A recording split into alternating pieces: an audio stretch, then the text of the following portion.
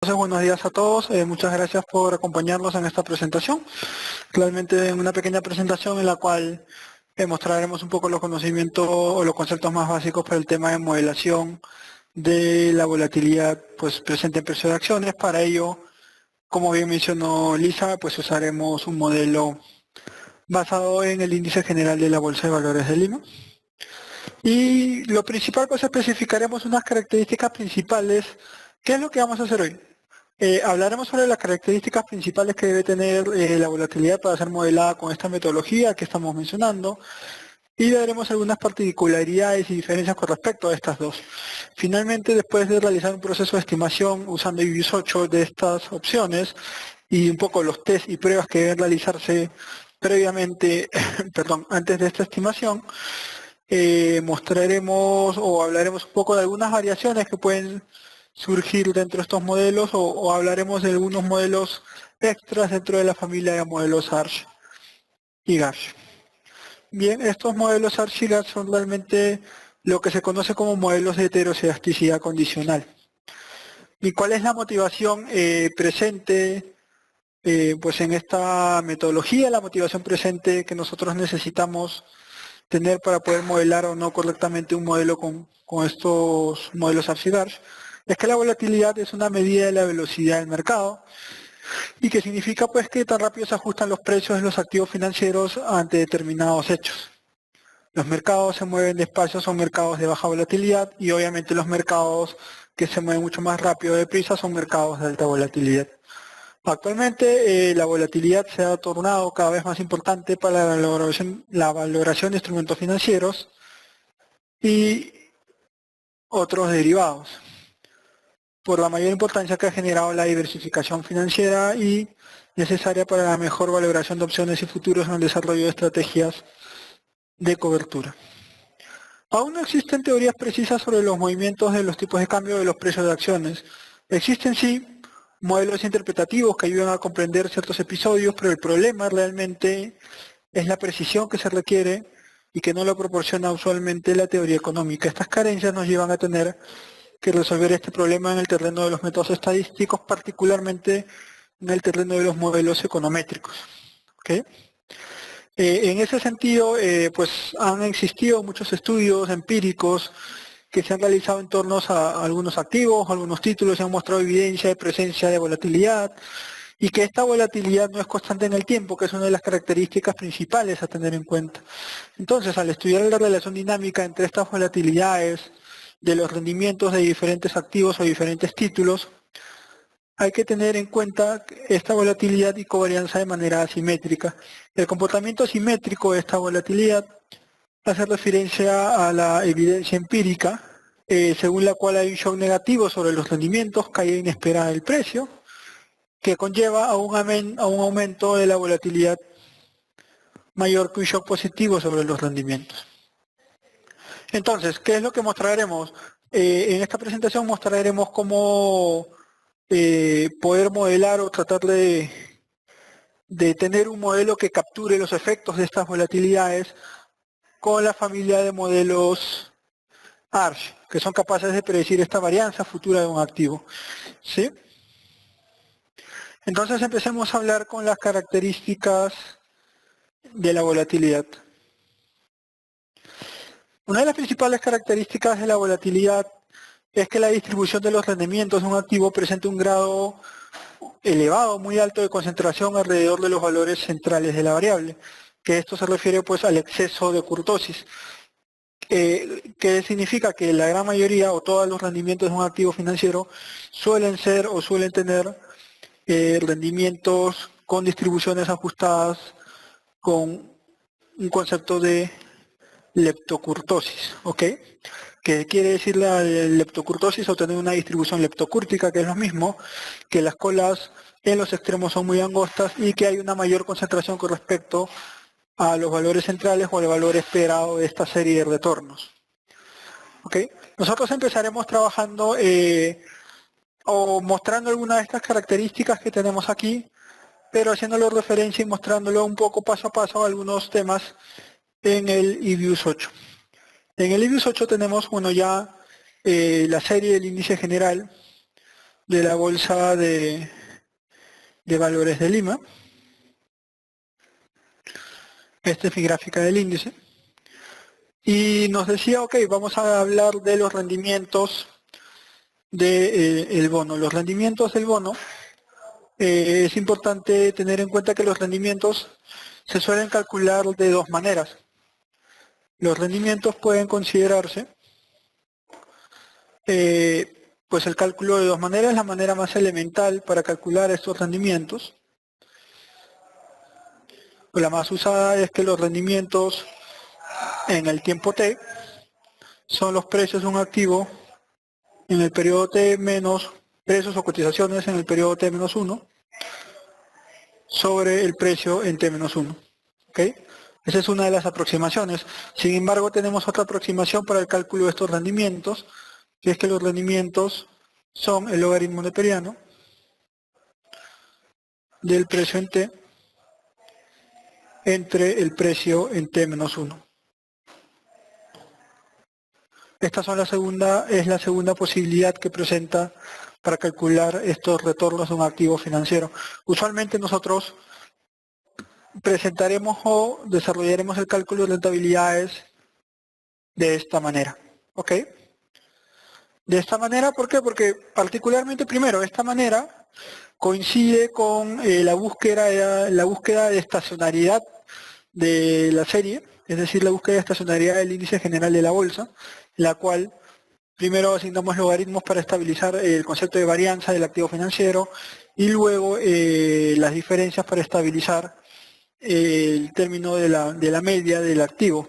Ahora, ¿por qué decir que esta expresión hace referencia a una diferencia de logaritmos, que sería tomar la diferencia para estabilizar la media, a una serie que le tomé logaritmos para estabilizar la varianza? Justamente por el hecho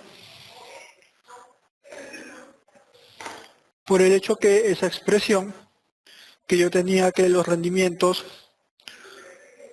son el logaritmo neperiano de precio en T menos 1, desde un punto de vista matemático, esto también se puede expresar de esta manera, que los rendimientos en T son el logaritmo neperiano del precio en T menos el logaritmo neperiano del precio en T menos 1. ¿Ok? Entonces eso es lo que queremos modelar. Bien, primero es analizar la serie del índice general, que lo vamos a ir viendo con el paso del rato, y notar que esta serie no es una serie estacionaria, que esta serie presenta tendencia, entonces no tiene una media constante a lo largo de toda la muestra de análisis y tampoco una variabilidad constante. ¿Sí? Entonces lo que tenemos que hacer es transformar esta serie buscando asignarle un comportamiento estacionario. Otra característica de la volatilidad es la existencia de clústeres, que son periodos de alta y baja volatilidad. Si la volatilidad es alta en un periodo, pues tiende a seguir siéndolo, y si es baja en un periodo, tiende a seguir siendo baja en el periodo siguiente. Otras características importantes de esta volatilidad son las discontinuidades de saltos en los precios, que se suelen llamar discontinuous price jump.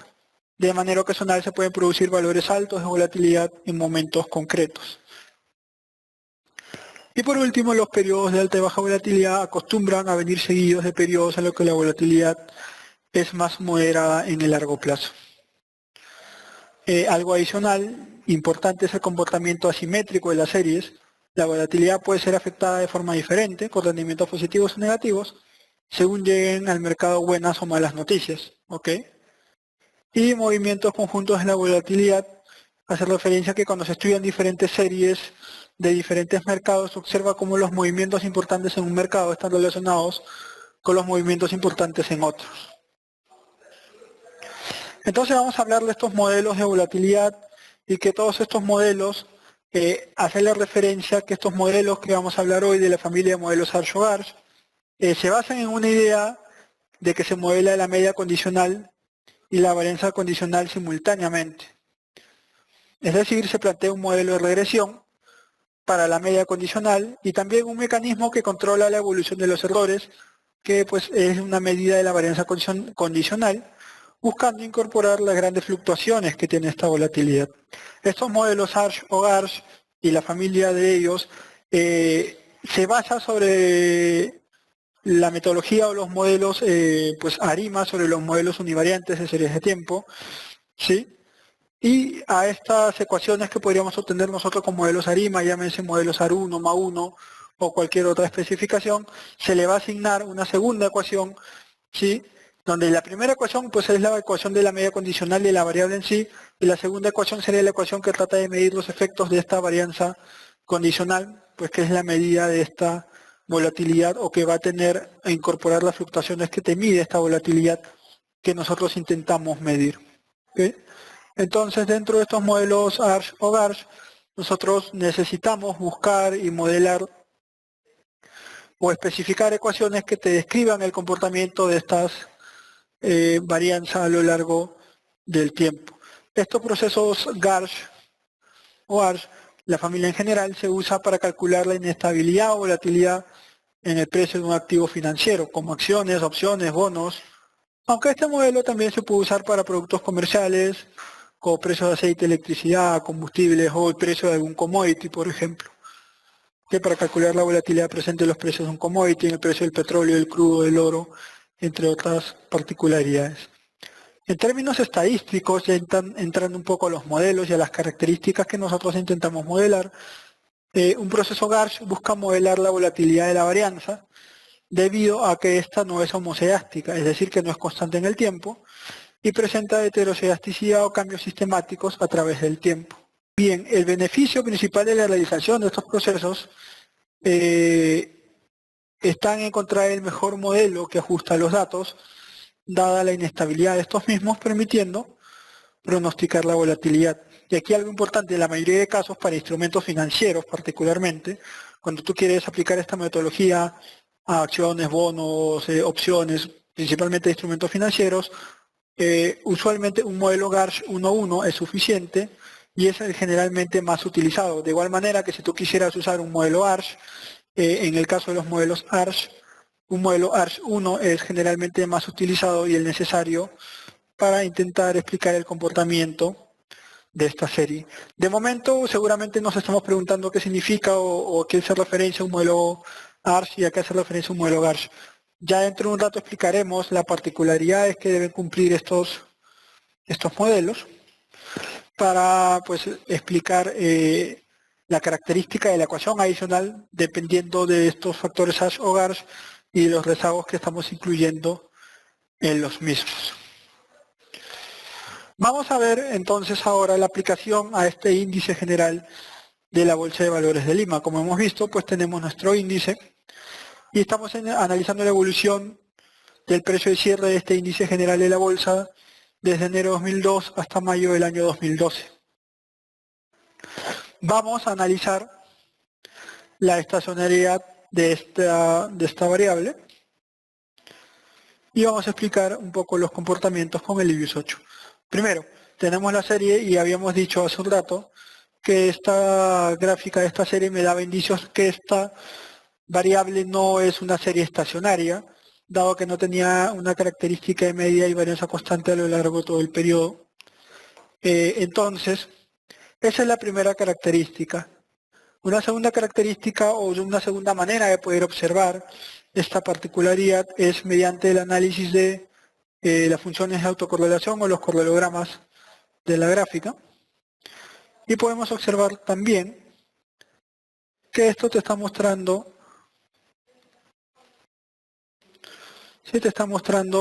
un comportamiento no estacionario, dado que la función de autocorrelación simple tiene un decaimiento lineal y que no se integra en la zona de no significatividad hasta rezagos bastante altos, que es un poco la característica que debe cumplir las funciones de autocorrelación de series estacionarias. ¿Esto qué es lo que hace? Esto pues se conecta un poco con la conclusión que nosotros habíamos tomado de manera gráfica. Sin embargo, fuera de esto, fuera de ese comportamiento que ya sabemos no es no estacionario, una primera inspección de este correlograma te daría indicios de tener un modelo AR1 dentro del comportamiento que pueda tener, dado que la función de autocorrelación muestra claramente solamente que el primer valor de la autocorrelación parcial pues es estadísticamente significativo o significativo, y todas las demás están por dentro de la zona de no significatividad. ¿Ok? Es un primer indicio a tener en cuenta para ver cuál podría ser el comportamiento de la ecuación que describe el comportamiento de este índice bursátil. Otra cosa que debemos tener en cuenta es poder observar el histograma de frecuencias de esta variable. Para ello vamos a ir a la zona de estadística descriptivas e histogramas y vamos a obtener el histograma de la variable. Este histograma de la variable, pues como mencionábamos en la parte de las características de la volatilidad, nos está mostrando claramente un comportamiento asimétrico en esta serie de precios, ¿no? Con una serie que se comportaría como un sesgo positivo. Y podemos ver el valor del sesgo que existe, y entonces aquí estamos corroborando una de las características que dijimos, comportamiento asimétrico en la serie de precios dados los efectos de esta volatilidad. ¿Ok? Y un poco esto, como mencionábamos, es lo que nosotros vamos a necesitar para modelar justamente estos efectos de noticias positivas o negativas y cómo influenciaría en las cotizaciones del activo, en este caso del índice bursátil. Bien, el siguiente paso, dado que hemos hecho este análisis, vamos a hacer una estimación parcial del modelo, ¿sí? Dado esa primera caracterización que nosotros obtuvimos mediante este análisis de correlograma, diciendo que podría ser un proceso AR1, pero estamos partiendo de que sabemos, el hecho que sabemos que no es estacionario. ¿Ok? Esta es una serie no estacionaria, pero vamos a ver qué obtenemos con este análisis AR1. Entonces, para ello vamos a estimar una ecuación en la que digamos que ese índice es un proceso AR1. Quitemos la constante y podemos observar este resultado de la estimación. Esta primera ecuación nos está diciendo, mira, ok, perfecto, este estadístico te está indicando el test estadístico que la variable es estadísticamente significativa, es decir, que este ARSI ayuda a predecir el comportamiento de este índice. Sin embargo, tenemos que centrarnos y poner bastante atención en el valor del coeficiente. Para los que recuerdan su teoría de modelos ARIMA, el valor del coeficiente de un AR1, cuando es 1, nos está indicando un proceso explosivo, es decir, un proceso que no es estacionario, donde la persistencia en el tiempo del regresor del periodo anterior es total. Entonces nosotros no buscamos algo como esto. ¿Ok? Sin embargo, podemos analizar, por ejemplo, adicionalmente las medidas de R cuadrado, la bondad de ajuste del modelo y el Durbin-Watson. Entonces, mediante eso, nosotros decimos, perfecto, ya sabemos que esta serie es una serie no estacionaria y que necesitamos buscar la serie que es estacionaria para tratar de modelar el comportamiento. Y como mencionamos hace un rato, precisamente en activos financieros, la serie que es estacionaria es aquella serie que resulta de la diferencia de los logaritmos.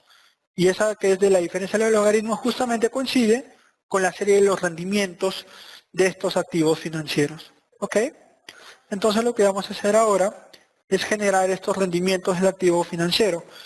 Decíamos primero hay que tomar el logaritmo para estabilizar la varianza y posteriormente tomar las diferencias de esta variable transformada para estabilizar la media, y así obtendríamos una serie que sería estacionaria. Entonces generamos una nueva variable.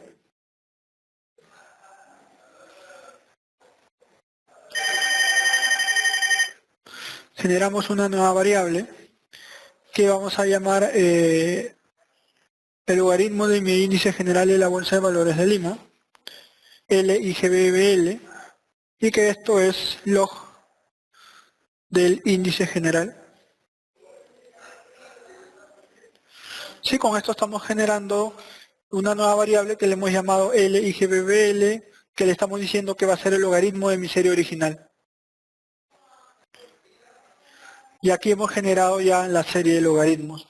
Decíamos, para obtener los rendimientos de este activo financiero tenemos ahora que calcularle la diferencia a esta serie generada de logaritmos. Entonces volvemos a generar una nueva serie que llamaremos DL y GBBL, y esta es la diferencia de esta serie del logaritmo del índice general de la Bolsa de Valores de Lima. Pues posteriormente hemos tenido ya esta serie que es el índice general de la Bolsa de Valores de Lima después de un logaritmo neperiano y luego de una diferencia de esta serie transformada. Debemos graficar esta serie para analizar el comportamiento de estos rendimientos y verificar si estos rendimientos son realmente o cumplen realmente un proceso estacionario. Esta es un proceso estacionario, puedes ver que la media y la varianza son estables a lo largo de todo el periodo. ¿Ok? Y podrías tú corroborar esto con un análisis de correlogramas. ¿Sí? Mira, solo los primeros son significativos que te podría dar indicios un procesador 1, ¿sí? Como habíamos mencionado en el caso anterior, y ya no estás teniendo funciones de autocorrelación simple que salga pues claramente a la zona de no significatividad. ¿Ok? Claro, estas son pruebas, como se suelen llamar, pruebas no formales. Lo ideal sería todavía hacer una prueba formal, que son las pruebas de raíz unitaria o los test de raíz unitaria. Dentro de la más usada puede ser el test aumentado de Dickey-Fuller, puede ser, por ejemplo. ¿Ok? Entonces aquí tenemos ya, esta es nuestra serie de rendimientos. Para verificar la estacionalidad de esta misma, como te decía,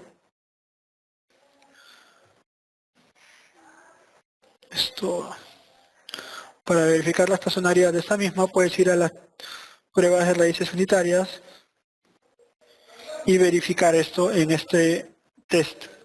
¿Ok? Las pruebas de raíces unitarias nos indica la presencia de la raíz unitaria de acuerdo a la comparación entre el estadístico, el test aumentado de Dickey-Fuller y los distintos valores críticos de McKinnon. ¿Cuál es la particularidad aquí?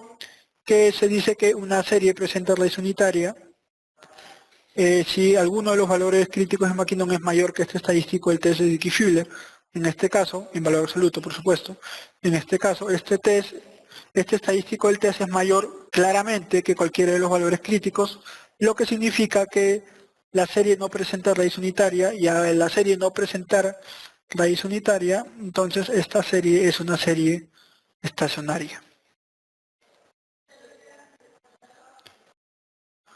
Volvamos a graficar esta serie de rendimientos.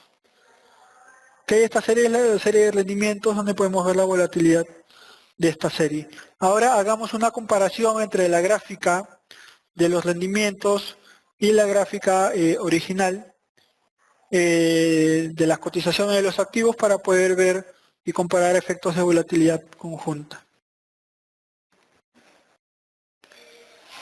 Bien.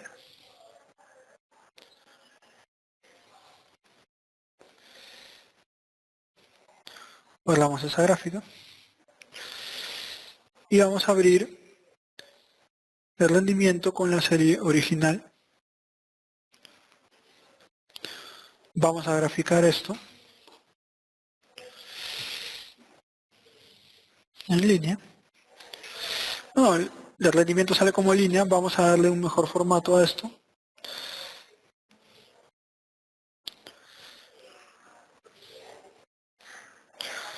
El índice va en el eje izquierdo y el rendimiento va en el eje derecho. Okay. Entonces podemos tener esto. Tenemos aquí la gráfica conjunta de las cotizaciones del índice general de la Bolsa de Valores de Lima y también de los rendimientos del activo. Puedes observar, mira aquí, que los puntos donde esta cotización ha bajado bastante coincide con los puntos donde esta serie de rendimientos es más volátil. Mira esta zona aquí, donde baja, mira acá también donde baja, este efecto de volatilidad, y acá donde toma su valor más alto también son efectos de volatilidad alta.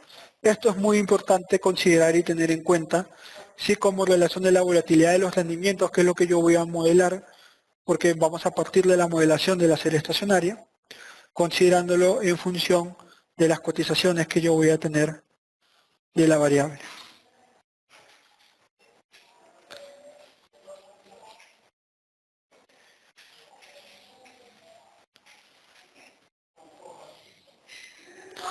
Listo. Hasta ahí hemos realizado el análisis. Ahora, sigamos con la serie de rendimientos. Esta es nuestra serie de rendimientos y algo que también nosotros mencionamos dentro de las características que presenta esta volatilidad es este efecto de periodos de alta y baja volatilidad, ¿sí? Como el tema de los clusters, por ejemplo, y también una idea importante para tener en cuenta, recuerda, era el tipo de distribución que presenta esta serie de rendimientos. Entonces vamos a graficar el histograma de esta variable de rendimientos y podemos observar, mira, justamente el comportamiento que nosotros estábamos mencionando, que presentan kurtosis bastante altas, lo que significa que esta distribución sigue distribuciones leptocúrticas realmente, ¿ok? Que son distribuciones donde la concentración de los datos con respecto a los valores centrales o con respecto al valor esperado de estos rendimientos es muy alto. Y se puede observar que los efectos en las colas, sí que estas colas son muy pequeñas, son muy angostas, que es la característica justamente de una distribución leptocúrtica.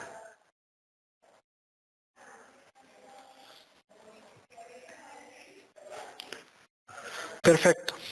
Entonces eso es un poco lo que nosotros hemos notado de lo que vamos desarrollando como proceso de modelación.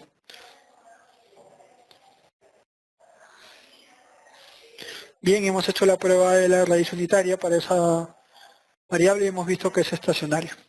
Entonces ahora vamos a modelar de acuerdo a lo que nosotros habíamos obtenido. Habíamos descrito un posible comportamiento de un modelo AR1 para esta serie de los rendimientos.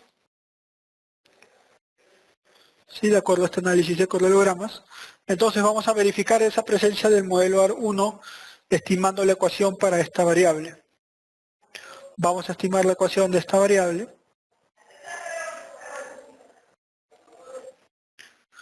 Y pongámosle AR1. Pongámosle la constante. AR1. Listo. Hemos estimado la ecuación. Hemos estimado la ecuación para esta serie, donde tenemos, mira, que la serie, la variable dependiente es mi serie de los rendimientos, y la hemos modelado con una estructura AR1, donde podemos observar que tanto la constante como esa estructura AR1 son valores estadísticamente significativos. ¿Ok? Y podemos observar, por ejemplo, aquí, lo cual quiere decir que el AR1 se ayuda a explicar el comportamiento de mis rendimientos. Podemos observar también un Durbin-Watson de 1.99, bastante cercano a 2, lo que te descartaría la presencia de autocorrelación sería el de primer orden en los errores o en los residuos de este modelo de estimación, lo que podría darte indicios de que estos residuos de estimación sean ruido blanco.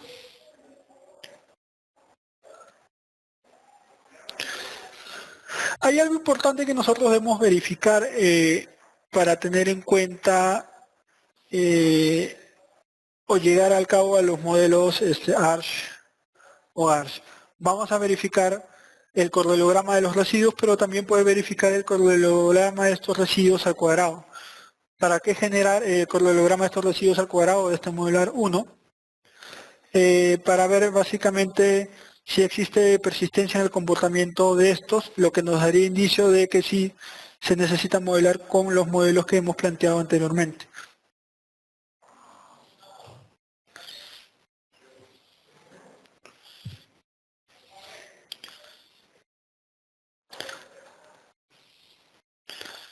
Vamos a View, vamos a Residual Diagnostics y vamos a la opción Correlogram Square Residuals, que es el correlograma de los residuos al cuadrado. Este correlograma de los residuos al cuadrado nos está mostrando estructura. Mira, en este comportamiento que va decayendo y este rezago bastante alto sigue teniendo estructura, lo cual nos da indicio o nos está diciendo que existe heterocedasticidad en estos residuos del modelo. Ahora, Nosotros cuando modelamos una serie de tiempo, en este caso, una serie como la que estamos modelando en el proceso AR1 que intentamos estipular, teníamos este modelo en un AR1 que sería que YT es una constante más un Φ1 por YT menos 1 más el residuo de estimación. Es importante mencionar que precisamente ese residuo de estimación que hemos puesto nosotros como E hace referencia a todo el componente de incertidumbre dentro de una variable, es el componente puramente aleatorio en un modelo, es decir, a través de esta variable es donde se meten los efectos de los shocks o componentes de incertidumbre que puedan ser reflejados por el mercado o por cualquier otros efectos en noticias. Entonces es ahí donde entra el hecho. Nosotros hemos analizado este cronograma de los residuos al cuadrado verificando que puede existir o no, como podemos observar aquí, relación en estos residuos al cuadrado a medida que estos residuos al cuadrado, que son la parte de incertidumbre, pueda influenciar o no en la volatilidad de tu variable. ¿Ok? Entonces, en la variabilidad o la volatilidad de tu variable. De esta manera, estamos notando que con este correlograma de los residuos al cuadrado hay una existencia de heterocedasticidad de varianza no constante en esos residuos. Entonces, eso nos está diciendo, nos está a nosotros dando el, digamos, el tip de saber que sí hay una varianza que debe ser modelada, sí, una varianza condicional que debe ser modelada y que va a influir en el comportamiento de la volatilidad del proceso. Bueno, esto es la autocorrelación. Los residuos, por ahí no hay problema. Tienes que verificar la heterocedasticidad y autocorrelación de los residuos, eso con los test. Y aquí vamos a entrar un poco a los modelos. Nosotros tenemos o hemos hablado de dos tipos de modelos, básicamente los modelos ARCH y los modelos GARCH. Estos modelos se componen, como decía yo anteriormente, de dos ecuaciones, uno para la media condicional y otro para la varianza condicional. Y estos obviamente se resuelven de manera simultánea. La ecuación de la media condicional usualmente en este tipo de modelos suele ser de la estructura como si fuera un modelo AR1, siendo la variable depende del rezago de ella misma un periodo en el tiempo, pero dependiendo del modelo que nosotros escojamos, sea ARCH1 o GARCH1, va a depender la estructura de la ecuación de la varianza que nosotros vamos a intentar modelar.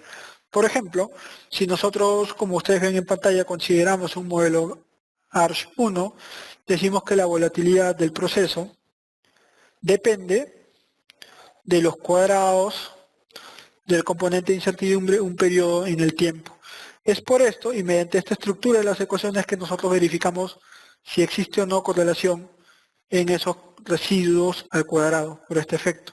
En el cuadrado del efecto de incertidumbre, pero un periodo atrás. Por eso es ARCH1.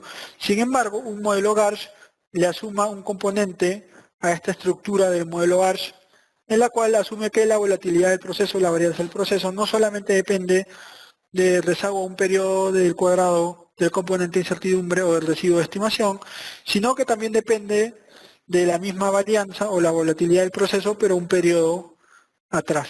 ¿Ok? Entonces está diciendo que la varianza o la volatilidad del proceso no solamente depende del componente del componente de incertidumbre, sino también de ella misma, de manera, digámoslo así, autorregresiva, un periodo en el tiempo. ¿Ok?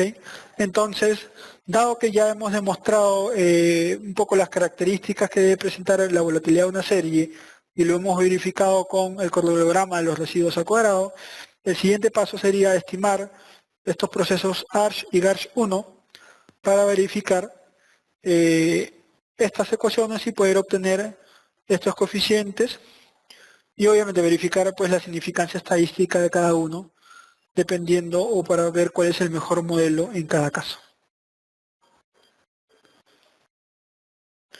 Volvemos a estimar una ecuación. Ok. Que la podemos plantear sobre la diferencia del logaritmo del índice que era un C, era un AR1, recuerda. Pero ahora lo vamos a estimar. El método ya no va a ser mínimos cuadrados, que se usa para los modelos ARIMA, sino vamos a usar la expresión ARCH de heteroscedasticidad condicional autorregresiva. Entonces la ecuación de la media sigue siendo la ecuación donde tenemos la serie de rendimientos con un proceso autorregresivo y vamos a especificar aquí el orden del modelo ARCH o GARCH que nosotros queremos asumir. Primero estimaremos un modelo ARCH, entonces un ARCH 1, para lo cual en esta expresión donde aparece GARCH le vamos a colocar 0 y estimamos el modelo. Entonces aquí tenemos la ecuación de la media. Va a depender también, que podría depender también de el pasado de la misma volatilidad. Y entonces, ¿qué es lo que cambia? Pues en la ecuación de la media siguen siendo estadísticamente significativos ambos parámetros y en la ecuación de la varianza podemos observar que los tres son estadísticamente significativos, ¿sí? Y que también pues el nuevo parámetro que ha asignado, que es el GARCH1, que es el pasado de la misma volatilidad, y estos coeficientes que nosotros observamos aquí serían estos tres parámetros de estimación de este proceso GARCH 1.1.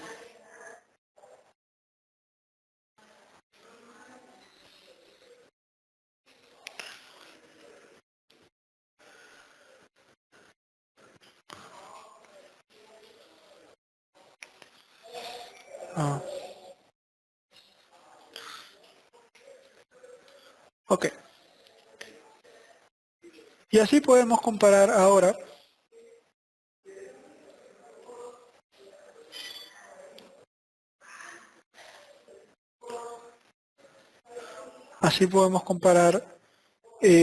ambos modelos para verificar la presencia de estos estadísticos. Tenemos el modelo ARCH y el modelo GARCH.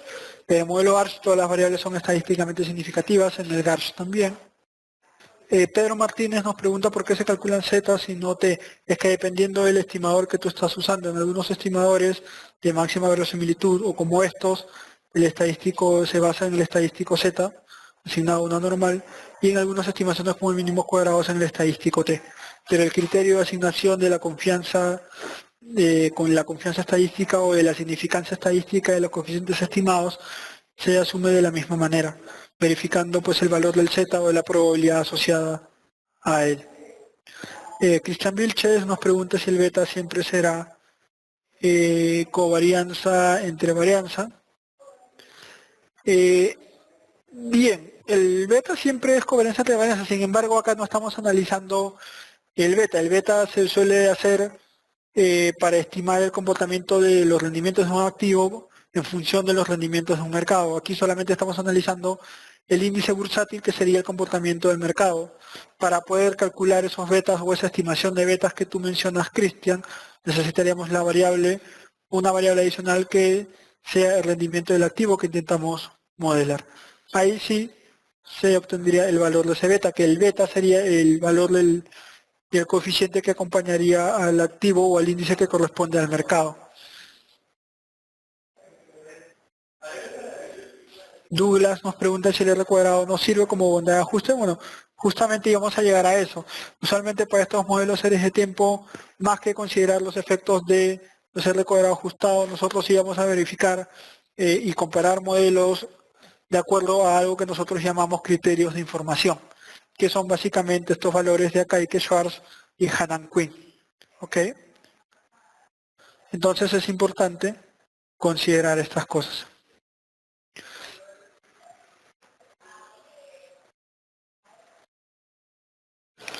Los datos, Autocarros Purisaca nos pregunta, los datos son de serie de tiempo, ¿qué pasa con los feriados, sábados, domingos o valores que se consideran o qué metodología se sigue? Bueno, esto depende un poco de la asignación del modelo que tú estás asignando.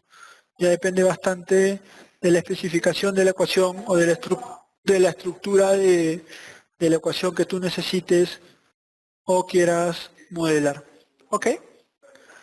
Para proyectar, Douglas Ungreda nos pregunta para proyectar o para una proyección inmediata cómo proceder, pues igual que en el caso de series de tiempo, necesitarías expandir la serie, ¿sí? Establecer el modelo e ir a la función forecast que te arroja en la ecuación de estimación. Bien, sigamos con la explicación. Teníamos los estadísticos de las estimaciones de ambos, del ARCH y del GARCH, y tendríamos que verificar pues realmente cuál es una mejor estimación o una mejor aproximación para mi variable el índice general de la Bolsa de Valores de Lima. Aquí podemos observar, por ejemplo, que tanto en el ARCH como en el GARCH todos los parámetros son estadísticamente significativos. Eso te está dando un indicio. ¿El indicio cuál es? Que si a este modelo GARCH le hemos añadido, o sea, al ARCH le hemos añadido un parámetro para obtener el GARCH y este sigue siendo estadísticamente significativo, entonces esto podría darnos indicios que esta es una mejor especificación. Y eso cómo lo podemos corroborar, como te decía yo anteriormente, con estos criterios de información. Estos criterios de información te van a poder elegir al mejor modelo. ¿Y cuál es el criterio para elegir cuál es el mejor modelo para mí? Datos observados en consideración de estos criterios de información, pues el criterio es que el mejor modelo es aquel que presenta la mayor o que minimiza la mayor cantidad de criterios de información. Es decir, aquel criterio que minimice todos los criterios, o aquel modelo que minimice todos los criterios de información será el mejor modelo de estimación para mi variable de los rendimientos del índice bursátil. En este caso es minimización sin considerar valores absolutos, es decir, considerando los signos tal y cual. En ese sentido, este modelo GARCH es aquel que presenta los valores de estos criterios de información más pequeños. Entonces ese modelo GARCH, el modelo que es el que mejor se ajusta para mi serie del índice bursátil.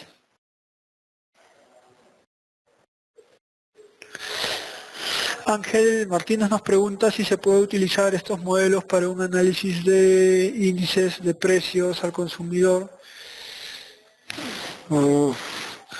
Ahí pues habría que tener bastante cuidado porque usualmente estas metodologías se usan para variables que tienen efectos o influye bastante el tema de incertidumbre en el tema de la cotización de los precios. Usualmente el índice de precios, al ser una cartera de los bienes o de los precios de los bienes más representativos, realmente no tendría una idea pues de una volatilidad que realmente merezca ser estimada, y tal vez podrías comprobarlo si tú tuvieras data histórica, estima esto y podrías verificar que la varianza es constante, y al hacer el correlograma de los cuadrados de los residuos no encontraría esa estructura, lo que te diría que no sería necesario modelar esa volatilidad como una ecuación.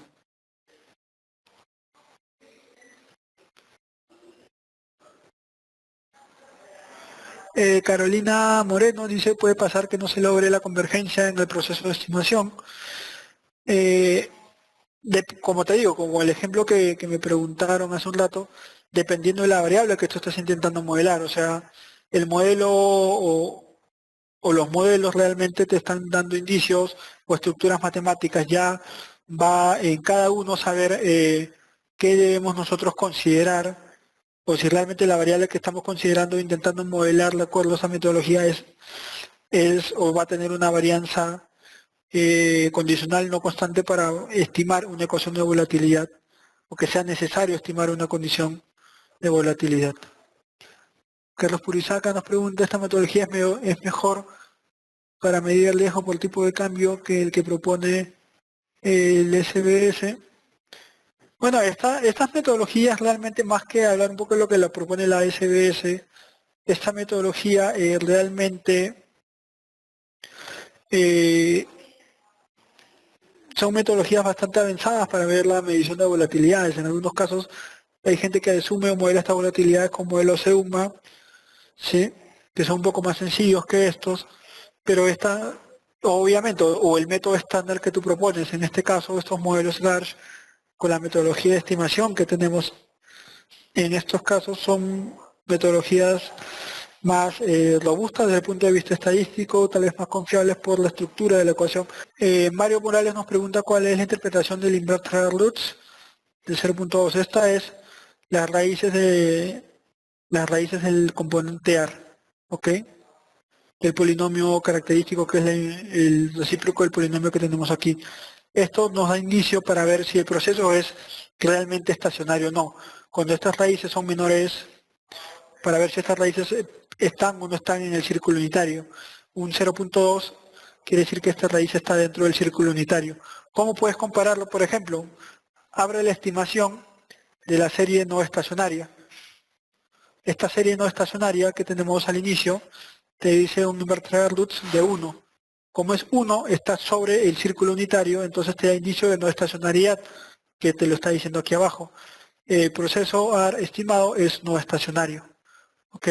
Cuando nosotros tenemos raíces como estas, pues no te aparece ese mensaje, significa que el proceso AR que estás estimando para la ecuación de la media sí es estacionario.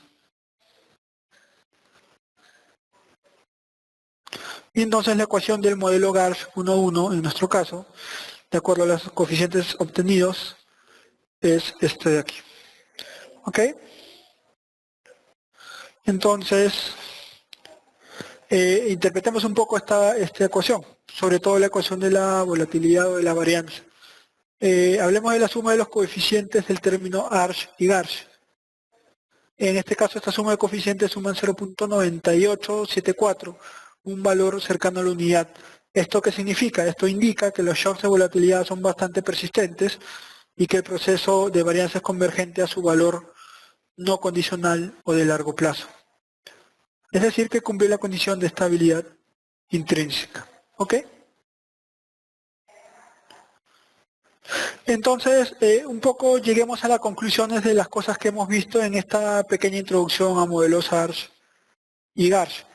De los resultados o de las conclusiones que hemos obtenido de este proceso de modelación, pues desprendemos que la aplicación de este ARCH para el cálculo de la volatilidad, existe evidencia de volatilidad financiera en el periodo muestral, como hemos visto, que este análisis sugiere que esta es no constante, de acuerdo al correlograma de los residuos al cuadrado. La volatilidad no es simétrica, que existe evidencia de simetría de acuerdo al histograma que obtuvimos de los precios, que no existe evidencia de varianza en largo plazo cambiante y que se rechaza el modelo componente y raíz unitaria, de acuerdo al test de raíz unitaria que estimamos, y no hay errores de especificación del modelo, dado que todas las características o todos los parámetros ahí asumidos son estadísticamente significativos. Bien, entonces adicionalmente, Carolina Moreno nos pregunta si se puede estimar con IBIOS y GARS, GARS, M, GARS y GARS multivariados. Sí, por supuesto que se podría estimar con el IBIOS todas esas variaciones. En el momento que tú tienes la ecuación aquí, esas especificaciones las asignas acá. Aquí está el TIGARS, IGARS, ¿sí? Para un ARS M, poner qué es lo que quieres asignar, ¿sí? Entonces por ahí no hay ningún problema. Todos estos parámetros o todas estas variaciones que tú has estipulado se pueden modelar con el IBIOS. Entonces justamente hablemos de esos modelos o esas posibles variantes que podrían tener un modelo ARCH o GARCH para tratar de estimar y cuáles son las características de las cuales se estimaría cada uno de estas variaciones de la familia de modelos GARCH. Tenemos cuatro, lo hemos agrupado en cuatro grupos, un modelo preliminares o básicos, otros centrados en el carácter asimétrico, otros centrados en la permanencia de volatilidad y luego el resto de modelos. Dentro de los preliminares o básicos pues tenemos el ARCH en media, el LGARCH o el ARCH multivariado. Este ARCH en media pues que mide la incorporación de la desviación típica heteroscedástica como una variable explicativa. Este LGARCH es una linealización del proceso. Este ARCH multivariante incorpora demás variables explicativas y desarrollo de los modelos aplicando la matriz varianzas y covarianzas, es decir, no para única variable, sino para varias, viendo la interrelación de estos. En lo que respecta a los centrados en el carácter asimétrico, tenemos el IGARS, que esta es un poco la estructura de la ecuación de la volatilidad que deberías tener, que dice que los modelos ARCH son modelos ARCH para procesos no normales, funciones de densidad usualmente exponenciales, que te mide el carácter asimétrico de las respuestas a shocks positivos o negativos. También podemos tener el TIGARCH, ¿sí?, que te mide la varianza media y varianza condicionales con funciones stepwise, o el TS-GARCH, que te mide la corrección de efectos asimétricos a la alza o a la baja. Centrados en la parte de la permanencia de la volatilidad, tenemos modelos IGARCH que te mide la persistencia en varianza condicional heteroscedástica y te presenta modelos integrados en esta varianza. Y el resto de modelos, por ejemplo el MGARCH, es una especificación de la varianza multiplicativa linealizada con logaritmos. Y un bar ARCH, que es algo muy interesante también, es el empleo de un bar con residuos con heteroscedasticidad condicional. ¿Listo? Bueno, eso ha sido todo por el tema, por esta breve introducción a modelos GARCH. Un poco lo que nosotros queríamos mostrar aquí era la particularidad, o explicar un poco las características básicas que muestra esta volatilidad y cómo describir todas esas características básicas y cómo obtenerlas con el IBIUS. Luego hablar de los modelos más sencillos, ARCH y GARCH, y cómo estimar esos modelos con el IBIUS obteniendo las ecuaciones que describían el comportamiento de la media como de la volatilidad, ¿sí?, para poder tener componentes o la medición de la volatilidad de series de tiempo financieras, ¿sí? Principalmente esta metodología GARCH o ARCH se usa para el tema de medir la volatilidad de activos financieros.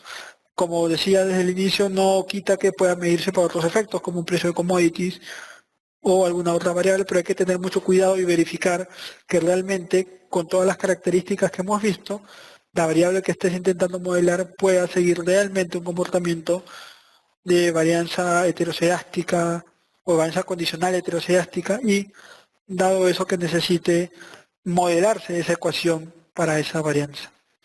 ¿Okay? Bien, hemos respondido las preguntas.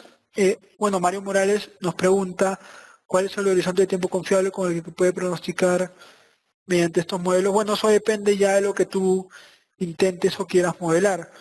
La cantidad, el horizonte de tiempo para considerar en tu variable depende de lo que tú quieras ver, pero debes tener bastante cuidado en que lo que realmente tengas tú como muestra sea representativo de los pronósticos que tú quieras obtener.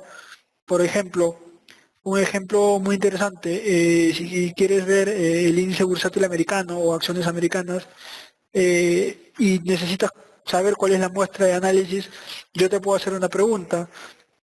¿Tú crees que para intentar medir la volatilidad de tu activo ahora,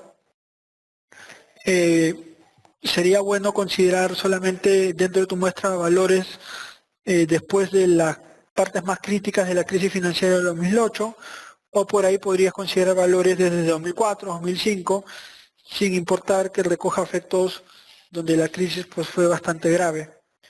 Entonces ahí es un poco el tema a tener en cuenta o tener en consideración.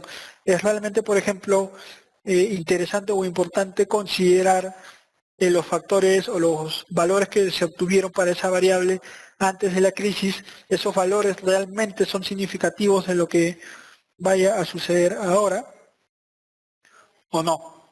Realmente esos valores precrisis me van a ayudar a predecir el comportamiento ahora, siguen teniendo esa misma estructura, o de repente analizar eso. Después de la crisis cambiaron las cosas, los activos financieros sintieron pues de alguna manera el efecto de esta crisis, y dado eso, tal vez la muestra más recomendable para intentar medir la volatilidad para estos casos futuros sería escenarios post esa parte, digamos, agravante del tema de la crisis del 2008. Ahora, hay algunos casos en los que si tu objetivo de investigación es justamente medir qué pasó con esos efectos de volatilidad tan altos que surgieron en ese periodo, deberías considerarlo. Pero de repente si tu objetivo de investigación no es considerar esos efectos, sino medir un poco más para temas estables, pues no sería ideal considerarlo. Bien, Carolina Moreno nos pregunta calcular el VAR. Bueno, el VAR lo calcularías, bueno, el VAR no tanto que se calcule como un modelo que se calcule a partir del modelo, ¿ok? Sino no hay una medida para calcular el gráfico del VAR, sino sería una función en base al histograma de frecuencias de los rendimientos que nosotros habíamos visto, ¿ok? Sin embargo, sí podrías obtenerlo programando un poco ahí, pero no es que haya un gráfico. Este gráfico o de la distribución sobre cuál asignar el VAR es realmente esta. Este es el histograma de los rendimientos del activo y el VAR sería, dependiendo del nivel de confianza que tú estimes, pues tabular esta con la izquierda y aquí puedes poder obtener el valor de ese value at risk. ¿Alguna otra pregunta?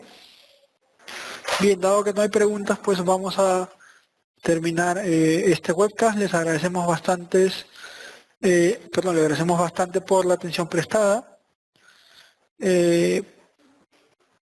Muchas gracias. Luis Eduardo Franco nos pregunta sobre bibliografía teórica para esto. En ese sentido, pues principalmente te recomendaría el libro de Engel. Hay un libro de Engel o un poco la disertación de Engel con la que ganó el premio Nobel. Si esa la puedes encontrar fácilmente en internet. Y eso, bueno, es el primer documento que salió con respecto a esta metodología o esta familia de modelos. Listo. Bueno, para los que quieran la presentación o tal vez el archivo que hemos trabajado, les ruego, por favor, si me pudieran escribir a mi email, y yo les respondería con la presentación. Mi email ahí lo he mandado por chat, fernando.jauregui@softwaregamemediashop.com. Bueno, veo algunos nombres conocidos. Pues nada, un saludo para ti también, Douglas, espero que te encuentres muy bien. Pues nada, muchas gracias a todos, que estén muy bien y buenas tardes y nos estamos viendo en una próxima oportunidad. Hasta pronto.